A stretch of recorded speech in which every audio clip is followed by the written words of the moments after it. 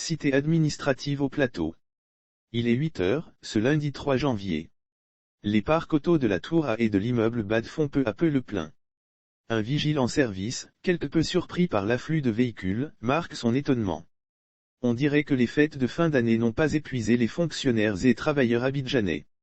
Je suis surpris qu'il y ait autant de monde aujourd'hui pour la reprise, lâche-t-il. Nous nous rendons à la Tour C pour constater la reprise effective dans les services.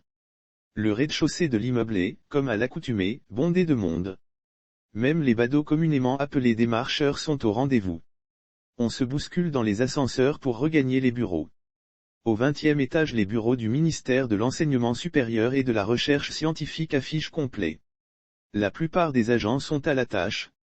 Nous sommes des travailleurs consciencieux et à la tâche pour atteindre les objectifs de 2022, fixés par le président de la République, Alassane Ouattara, a confié Edmond Kouassi, sous-directeur des relations publiques à la direction de la communication et des relations publiques dudit ministère.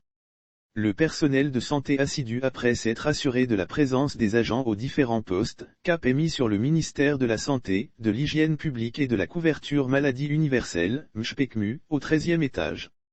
Aka Marcel Kwame, coordonnateur national adjoint du développement d'éthique, a relevé avec satisfaction la présence à leur poste des agents. Dans l'administration, les horaires sont les horaires. Nous sommes tenus d'être au bureau du lundi au vendredi de 8h à 16h30. Je ne pense pas qu'un agent de l'État puisse être fatigué pour une quelconque raison, a-t-il déclaré.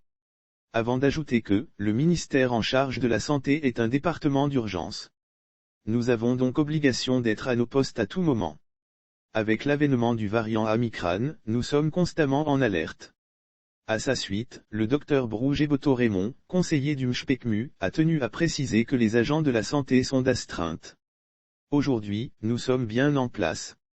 Nous n'avons pas eu de repos. Nous avons travaillé tout le week-end, et nous continuons de collecter les données de la vaccination. Le 31 décembre, nous avons eu près de 60 000 personnes vaccinées, s'est-il félicité.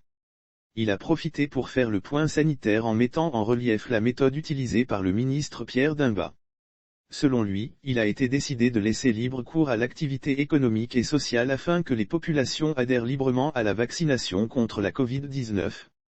Cela a permis au gouvernement d'atteindre, puis de dépasser l'objectif qui était de vacciner au moins 7 millions de personnes jusqu'à fin décembre 2021. Brougé-Boto Raymond a rappelé qu'au ministère de la Santé, de l'Hygiène publique et de la couverture maladie universelle, la rotation des effectifs, surtout dans les centres de santé urbains et ruraux, a permis aux agents d'être bien à leur place même à la reprise. Et d'ajouter que la campagne, tous unis et tout mobilisés, lancée le 29 décembre à Yopougon, se poursuit même après les fêtes de fin d'année. Il conclut en montrant tout le sacrifice consenti par les agents de santé. Tout le monde est à son poste. On est un peu épuisé, mais on tient le coup, a-t-il confié. On reprend les habitudes à midi, c'est l'heure de la pause. Dans la cour de la cité administrative, les agents se pressant pour prendre le déjeuner dans les restaurants à proximité. Il y a du beau monde.